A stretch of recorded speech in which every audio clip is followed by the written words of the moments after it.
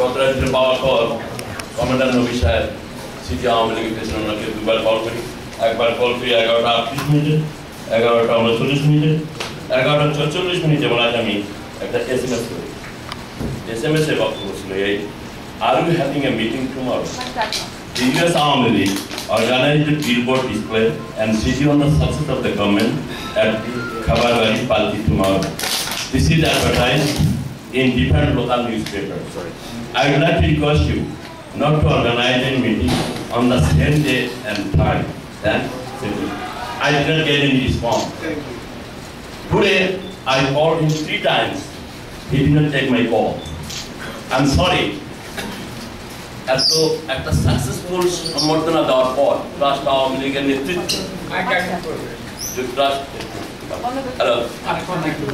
ওই মাইকটা দিয়ে দেন না, আপনার মাইকটা।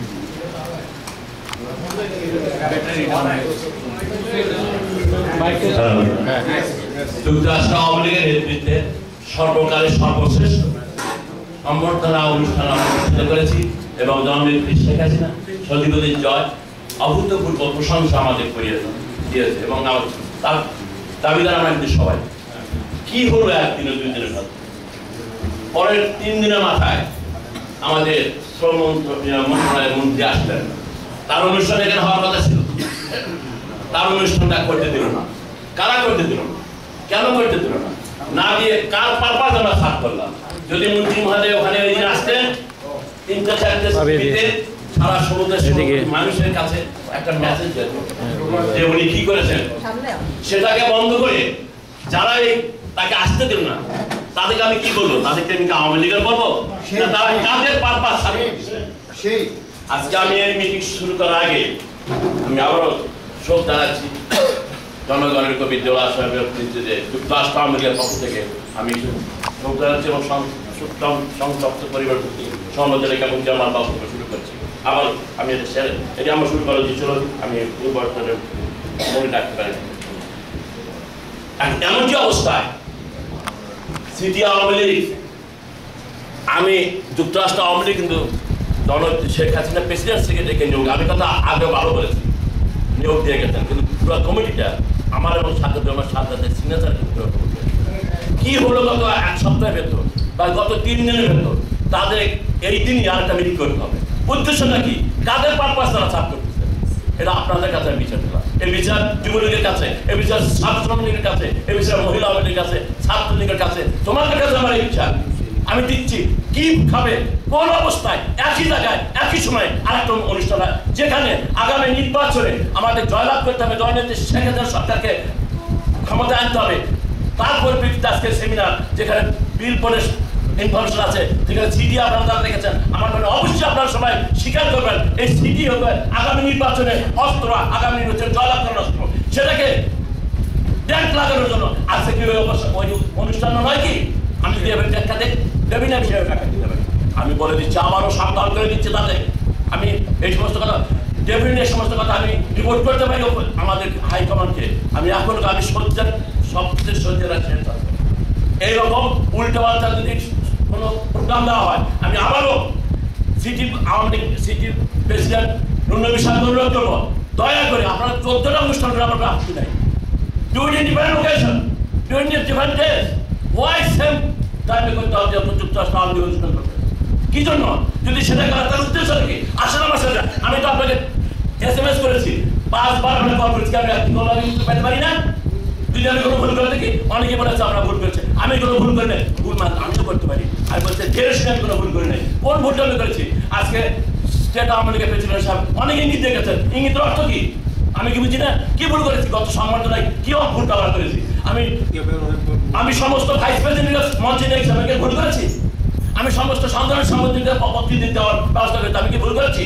আমার সবার বিভিন্ন স্টেট থেকে সবার অঙ্গ সংগঠনের প্রত্যেকের বক্তৃতা দেওয়ার কথা ছিল, কিন্তু সময়ের স্বল্পতার জন্য আপনারা সবাই জানেন জননেত্রী শেখ হাসিনা সব কিছু অ্যাপ্রুভাল দেওয়া ছিল।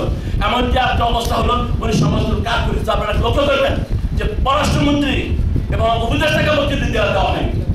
এমনকি অবস্থায় অনেকেই বক্তৃতা দিতে পারেনি। সে দোষটি আমার, সে দোষটি সাজ্জাদ বা আমরা তার কমিটির কর্মকর্তা। যখন জননেত্রী সিদ্ধান্ত দেন সেটা আমাকে মাথা পেতে দিতে হয় এবং সেভাবে অনুষ্ঠানটা শেষ করছি আমরা। আসল কথা উদ্দেশ্যটা কি? ওই দিনের উদ্দেশ্য ছিল জননেত্রী শেখ হাসিনার বক্তৃতা। আমরা কি বক্তৃতা দিলাম কি দিলাম না সেটা বড় কথা না। এত কিছু হওয়ার পর আজকে কি অপরাধ করলাম আমরা যুক্তরাষ্ট্র আওয়ামী লীগ? কার কাছে কি অপরাধ করেছে? আচ্ছা যুবলীগের কথা যদি হয়, আমি গতকাল তাদের সাথে বলতেছি যুবলীগের ব্যাপারে যুক্তরাষ্ট্র আওয়ামী লীগ কোনো এবং কোনো ইনফ্লুয়েন্স বা কোনো আমরা কোনো আমরা চাই না। এবং এটাকে সমাধান করার জন্য যত প্রকারের প্রচেষ্টা আমরা অব্যাহত রেখেছি। আমি তাদের নিয়ে জননেত্রী শেখ হাসিনার কাছে জয়ের সাথে কথা বলা হয়েছে, সিটি তাদের সেন্ট্রাল কমিটির সাথে কথা বলা, এবং এমনও কথা বলেছি চলো আমি আগামী নিয়ে ঢাকায় যাবো, তোমার আমার সাথে চলো, ওখানে সেন্ট্রাল নেতাকর্মীদের সাথে আলাপ করে একটা সমাধান করতে হবে। যেমন যে কথা সাধারণ সমাধান করেছে, যে কোনো সমাধান অবশ্যই হবে, আমাদের এই সমাধান করতে হবে। তখন আমরা একই পরিবার থাকতে চাই এবং আমাদের সবারই মান সম্মান নিয়ে আমরা থাকতে চাই। শুধু একইবার থাকতে মান সম্মান নিয়ে আমরা থাকতে চাই। আজকে আমরা কি করতেছি? আমরা যদি একজনকে অপমান করি সেটা কি লাভ হয় আমাদের সবাই? আজকে যদি আমি দুঃখের সাথে বলতে হয়, আজকে বিএনপি আমার সঙ্গে কোনো সমালোচনা করে না, কিন্তু আমার মুখে আমার বিরুদ্ধে সমালোচনা করে, এমন মিথ্যা সমালোচনা করে। যদি কোনো সত্য সমালোচনা হয় আমি সাহায্য থেকে আমার বিরুদ্ধে সমালোচনা, আমার পত্রিকা লেখা হয়, আমি টাকা খাই, আমি চ্যালেঞ্জ করতে বলতে পারি ডক্টর সিদ্দিকুর রহমান কোনোদিন কারো কাছ থেকে টাকা নিয়ে রাজনীতি করেনি, করবে না। এবার এটা চ্যালেঞ্জ দিতে পারি, কেউ বলতে পারে সিদ্দিকুর রহমান কারো কাছ থেকে একটা টাকা চাঁদা নিচ্ছে, একটা টাকা চাঁদা নিয়ে কোথাও খরচ করেছে। আমি এইটাই মেনে দেবেন। এই জন্য আপনারা আমার জন্য দোয়া করবেন যাতে এই জিনিসটা আমি রাখতে পারি। আমার কথা হবে যে জিনিসটা এগুলো আমি সাংগঠনিক ব্যাপারে যুবলীগের যে সমস্যাটা সাধারণ সমাজের কথা বলেছে, অনেক আইনজীবীরা বলেছে, আমরা সবাই মনে করি এটা দ্রুত গতিতে যত তাড়াতাড়ি সম্ভব এটা সমাধান বের করতে হবে এবং সেটা সাংগঠনিকভাবে বের করতে হবে এবং খেয়াল রাখতে হবে যে এটার ভেতর কিছু